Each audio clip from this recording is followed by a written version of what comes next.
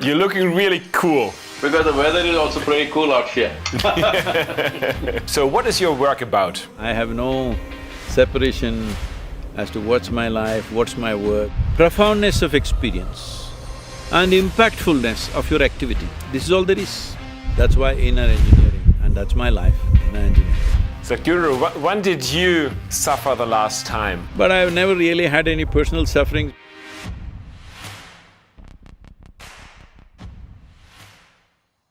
Namaskaram, Alex. Hey, Sadhguru, nice to meet you. How are you doing? I'm doing great. I'm here outdoors. I'm sorry the way I'm dressed because very sunny out here. Yeah, you're looking really cool, to be honest. Well, because the weather is also pretty cool out here. Yeah, you're at the Grand Canyon, right? Yes, just outside the national park at the Grand Canyon. To be honest, it's not so often for me to talk to a guru. When I'm thinking about a guru, I'm thinking somebody being in India, being in a temple, and now there's a guru in front of me sitting at the Grand Canyon in California doing a motorbike tour and wearing really fancy sunglasses. What kind of guru are you? No, just the shape of the sun. Nothing fancy about it. The sun is round, so I thought best to wear something round to protect myself. Very sunny out here.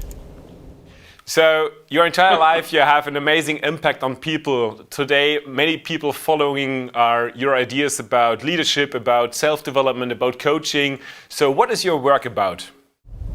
What's my work about? I think it's better you reframe that question as what is your life about? Because I have no separation as to what's my life, what's my work, what is my this and that, I just have life. So have you and so have everybody. You don't have anything other than your life. The only thing that you have is life, rest is all imagination. Right now, because a few things are collapsing, because of the pandemic, people are thinking their life is going away. Unfortunately, a million people have lost their life, that's a different matter. People have lost their dear ones, that's a different matter. Rest is all our making. The only thing we have is life. So how to make this life happen at its peak, every moment? Everybody has known some peaks. People have known peaks of happiness, joy, competence, ecstasy, compassion, love. Everybody has experienced this at some point. But the problem is sustainability, they are not able to sustain it.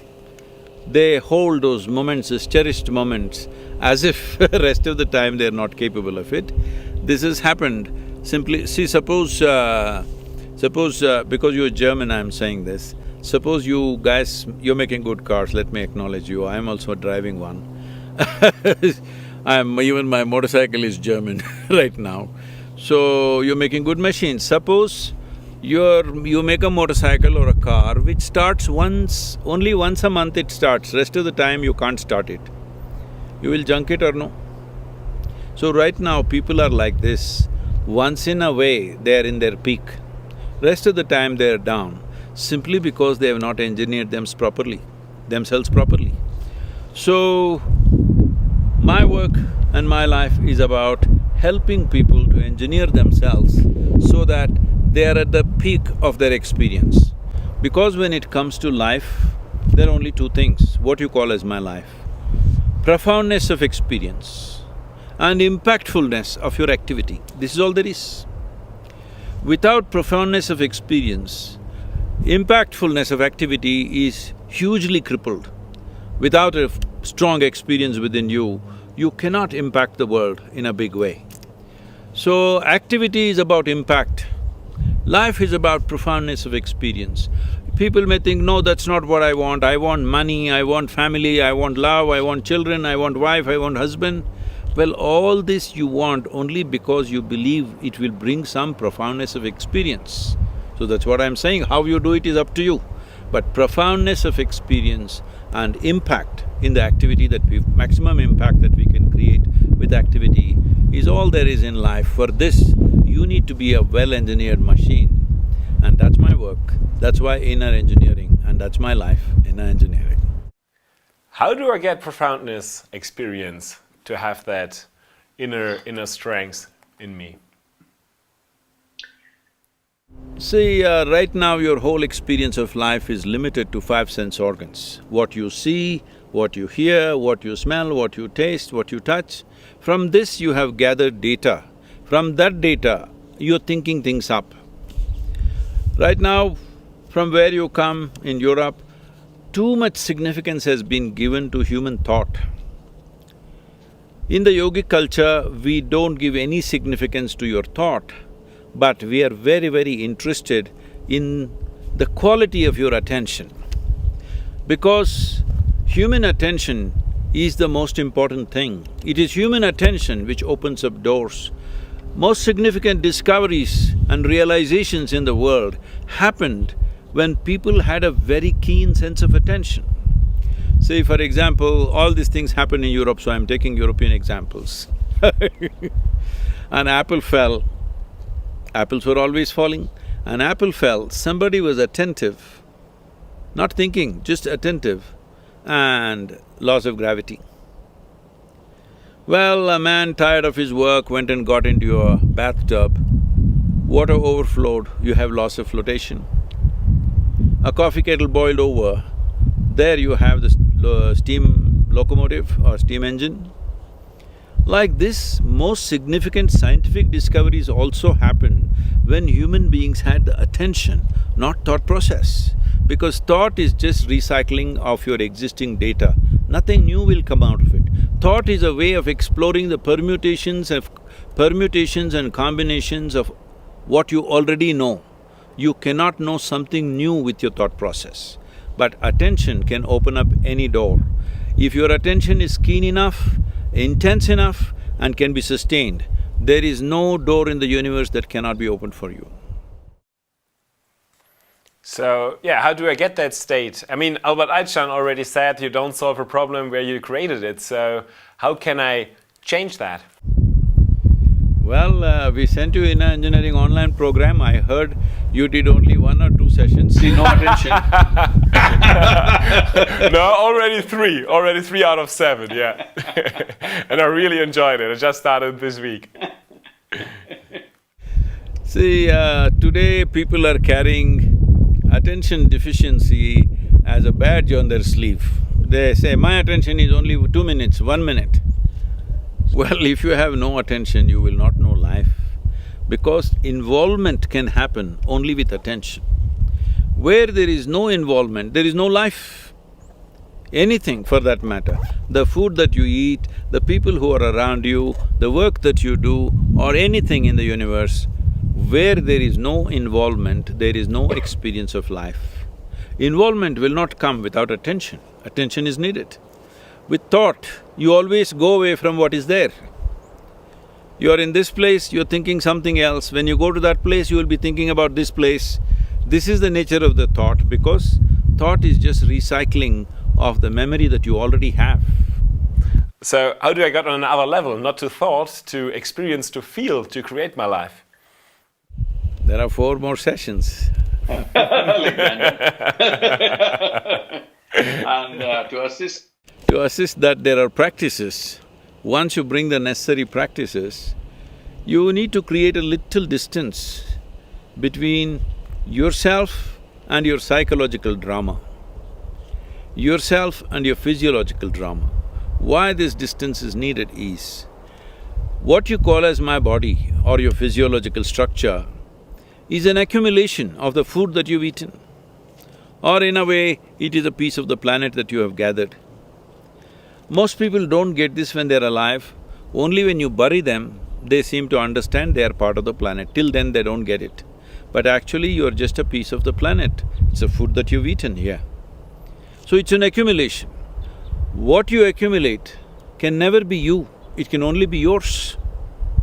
So this body belongs to you, but it's not you. But that's not how you experience it right now. You experience it as myself.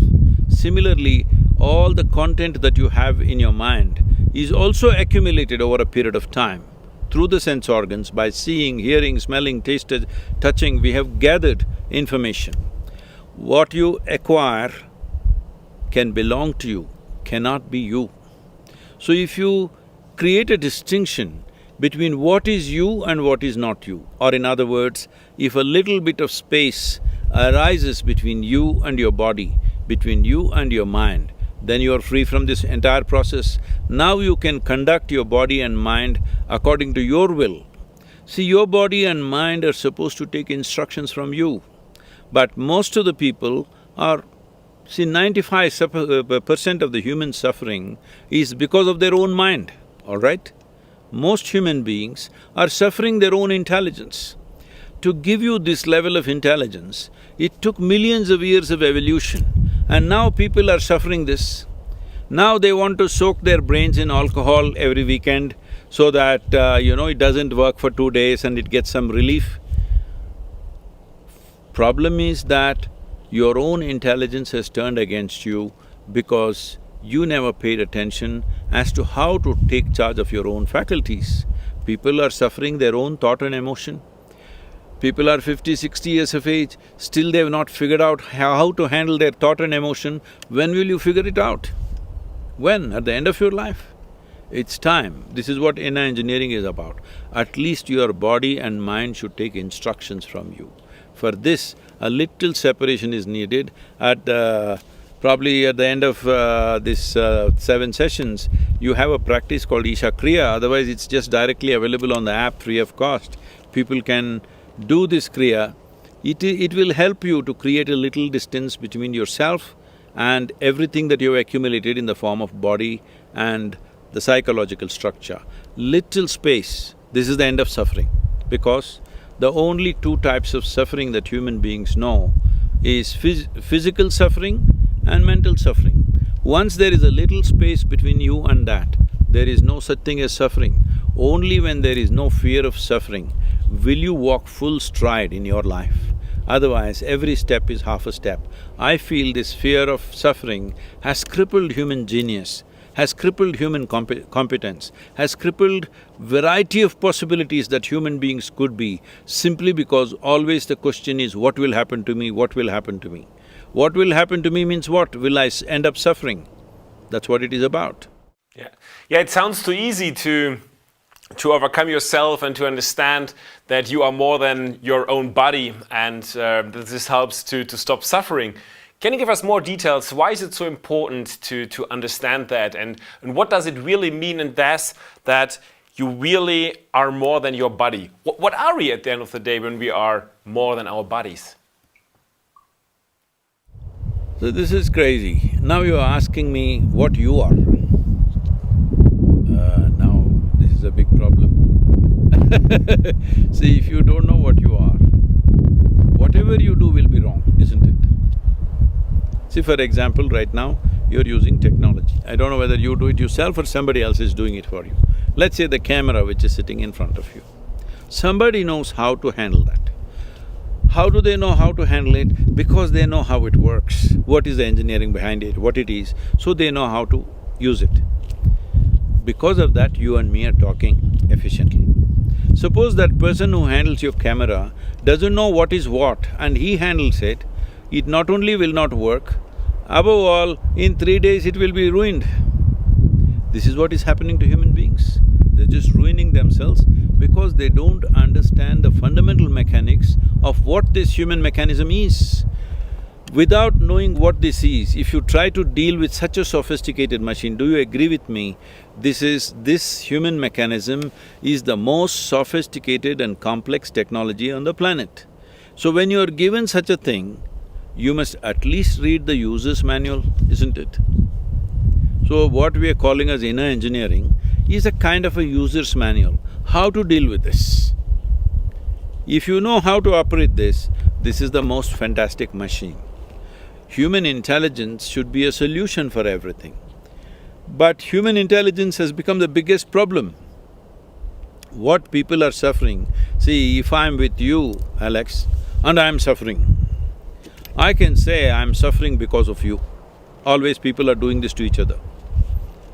But I'm sitting here alone in Grand Canyon and if I'm suffering, obviously I'm in bad company, isn't it? If people are alone and suffering, people are alone and suffering all over the world, this means what? That you're in bad company. So what should you fix? This is the first thing you should fix. Before touching the world, this must be fixed. So, you're working a lot with meditation and yoga. How does yoga and meditation helps getting to that point? When you use these words, yoga, meditation in the West, it's become so distorted, it's hard to correct the original definition. The word yoga means union, not twisting and turning. I don't know what sort of yoga they're doing in Germany. What sort of yoga that's happening in United States scares me. Because it's all become like a sport, twisting, turning, doing this, doing that. It's not about that, it's about union. What is union? Is it true that right now we're breathing? Both of us are breathing, isn't it? So, what you exhale, the trees are inhaling. What the trees exhale, you're inhaling. So I'm saying there is already a union with everything around you. We can take this into subatomic, particle level. We can talk about atomic energy and see how the whole universe is connected. Now the problem is it's not in your experience. Right now, you think you are a small cubicle by yourself and you feel oppressed by the rest of the creation, not understanding the rest of the creation is sustaining you every moment. So yoga means what is already true, you realize and you begin to experience. You begin to experience that everything is one.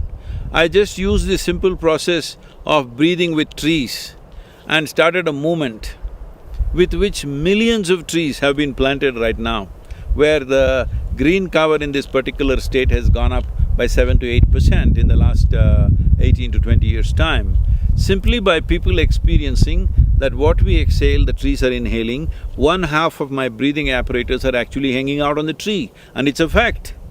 But people don't experience it that way. When you experience everything as yourself, then you're in yoga. How you get there is up to you. Inner engineering is a scientific methodology as to how you can remove the barriers which is not allowing you to experience that. So, these barriers are systematically removed because these barriers are installed by you out of the fear or out of the instinct of survival. See, there are two fundamental forces ruling a human being. One thing is the instinct of survival. When the instinct of survival is up, you want to build a wall against the world. But there is also another dimension within you which wants to expand. If you're whoever you are, whatever you are, you want to be something more than what you are. If that something more happens, you want to be something more. This goes on endlessly. Even if I make… your name is Alexander, suppose according to, your namesake's ambition, I make you the emperor of this planet. Will you be fulfilled or will you look at the moon and the sun and the stars and the galaxies?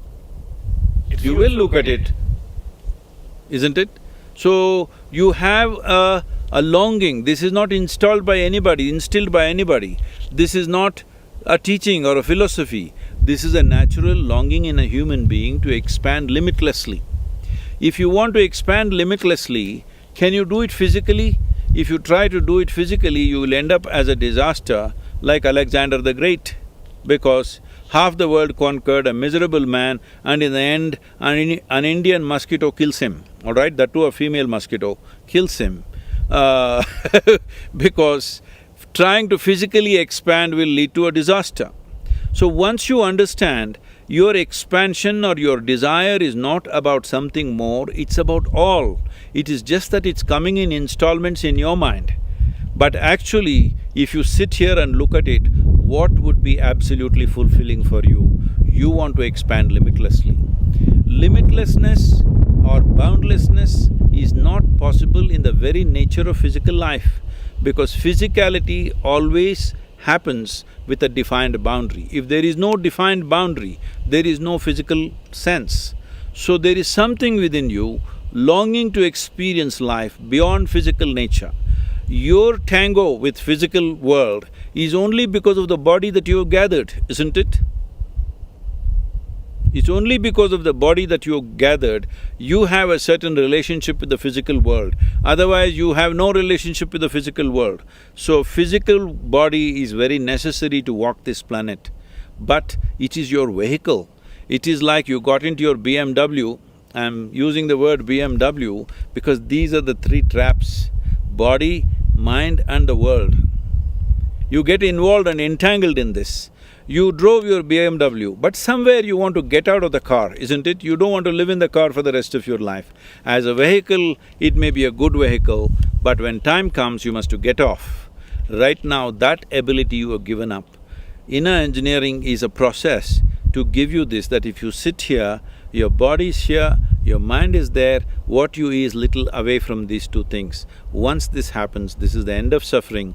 Once there is no fear of suffering, once you're joyful by your own nature, not because of something else, only then you can truly unfold your genius. Right now, I see that human genius, human competence, human ability to do things is simply being crippled because of the fear of suffering. Sadhguru, when did you suffer the last time and how did you deal with that? When did I suffer the last time? I don't think I've suffered. I've suffered with other people, but I've never really had any personal sufferings because when I was young, before I was 25 years of age, largely everything worked the way I want. I was successful with what I was doing. Here and there small mishaps, but I didn't care what happened because when you're young, you don't much care. If one thing goes wrong, another thing will happen. So, I don't think I have any… I'm not qualified to say that I have deeply suffered, so I'm like this, no. I have experienced other people's suffering as my own many times, many times. But otherwise, I made myself like this. What happens within me is determined by me.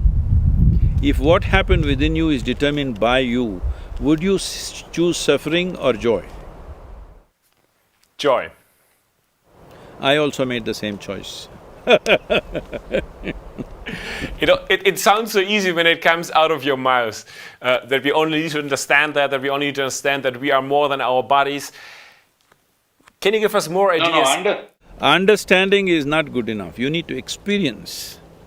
If it becomes experientially true, everything will fall into place. Right now we are trying to intellectualize everything. No, intellect is not capable of that. Intellect is… would you like a sharp intellect or a blunt one? Please tell me, I'll bless you. Sharp? Sharp. So you understand, intellect is like a knife, it's a cutting instrument. So for cutting it is good, you can dissect everything with your intellect, the sharper it is, the better it is. But suppose you want to stitch something, but you have only a knife and you stitch with your knife, you know what is the result. That's all that's happening to people right now. The more they use their intellect, the more distorted they're becoming. Tell me whether educated people are suffering more or uneducated people are suffering more in the world. Uneducated people suffer if they don't have food, if somebody tortures them, torments them. Educated people are on self-help, they torment themselves all the time because they're trying to do everything with a knife. Let's say a speck of dust got into your eyes and you try to remove with your knife, you know what happens to you. So, I know that you care a lot about nature, about our environment, and that you are maybe a bit scared about what happens over the next years or decades. Can you give us some ideas what you are seeing out there and what do you think, how we can save, so to say, our nature, our human's future? What is necessary? One immediate thing that needs to be attended to is the soil degradation. I was at one of the UN agencies, they asked me, Sadhguru, what are the three things that we must act upon immediately? I said the three things are soil, soil and soil. Because the soil degradation is doing biodiversity loss at a pace that we cannot replace. If this continues for another 30 to 40 years, then the losses that will happen to us is incalculable. We have never seen anything like that. Those kind of things will happen. Probably first it will happen in tropical lands, most probably. We could be wrong, but most probably it could happen in tropical lands. So people who are living in temperate climates think it is not going to affect them. Anyway, others are going to die, that'll make it easy for them to go and conquer those lands or exploit those resources or whatever. These thoughts are there in people's minds, unfortunately, because they want land minus the people. There are many ambitious people who are thinking on those lines. So, soil is one thing. There are on an average, there is about 39 inches of topsoil. This soil in the last 50 years' time had degraded phenomenally simply because it's not under shade, there is no vegetation, everything is plowed and farmed or constructed upon. So if we do not take care of the soil health, the richness of the soil will directly determine the richness of our lives, because this body is just the soil that we walk upon. This body is not different from the soil that we walk upon. All life, from microbial life to insects to worms to birds, plants, animals, trees, human beings, over 85% of the life is sustained by this 39 inches of topsoil. If we take care of this as an emergency measure, other things can be addressed, it'll give us time to address other things. But if soil degradation happens and desertification happens across the world, then all these other things like, air pollution, water pollution, these things can be dealt with very quickly with policy changes and a determined effort. Within a few years you can fix it. But soil regeneration will not happen in a few years, it's a long-term process. If we start now, in 25 years we can have a richer planet, soil-wise. And that will lead to richer life on the planet, biodiversity on the planet, because human beings need to understand worms, insects, birds, animals, trees, everybody has a role to play in our life. If tomorrow morning all the microbes disappear, the life will end right now. If all the worms disappear, in about 1.5 to 2 years, life will end. If all the insects disappear, in 4 to 6 years, life will end. But if all of us human beings disappear, planet will flourish. We must understand what is our role here, what is the significance of our presence here. Yeah. I expected an answer on consciousness from you. See, human consciousness is very important if you want to fix any of these things. This is not going to happen without this. As a part of this, we've started a movement called Conscious Planet. All of you who are in this leadership process must join this thing. We want you to own this movement, because this is not my individual movement or not my organization's movement. This has to be owned by everybody. The idea is to make at least 60% of the voting population in the world conscious as to what are the 5 things that must happen in their countries, what are the 2-3 things that should never happen in their countries. We are working on this. We are trying to bring in all the world's political parties in the democratic countries to be part of it, to make sure in every nation, on the election manifestos of every political party, at least the number 2 item must always be ecology. If this happens, then policies will change, budgets will come in, government machinery will fall behind it, only then there's a real solution. Otherwise, you and me can talk as much as we want. Without government machinery, budgets and policy changes happening, there's no real change. For these difficult COVID times, you started an initiative. You already talked about your inner engineering course, and I promise you I will do the last 4 chapters as well. And you have a free offer for… You must do a practice called Isha Kriya, which is available on the app itself, free for everybody. You and your friends should do this, because this will give you a little space between you and your mind, so that your physiological and psychological dimensions of life will come under your control. It's very, very important to do that. Yeah. If you have a good car, you must be a good driver too, otherwise it'll be a mess Isn't it? And you have a free offer for everybody who is now caring for the people out there, policemen, but also every healthcare professional. So the whole greater community, everybody who's listening now is invited to do your inner engineering course for free. And I'm very thankful for your initiative. And everybody who's not a COVID warrior but interested in it as well, you have a special offer right now, which is 50% off, and I really can recommend it. And I'm very thankful for making that possible, Sadhguru. Thank you very much. All the best to whatever endeavors you're taking up, because this needs a sustained effort from everybody. You are all the next generation of people. You need to be focused on what we create in this world during our time. This is our time on the planet. What significant things we'll do, what wonderful things we will do, or what horrible things we will do is just in our hands. This is our time on the planet. We must make this the best time ever in the history of humanity. May I ask you one last question, Sadhguru? You have a lot of… Tell me. You have a lot of volunteers which are working for your Isha Foundation. They're helping people. We also educate people to get coaches, greater coaches.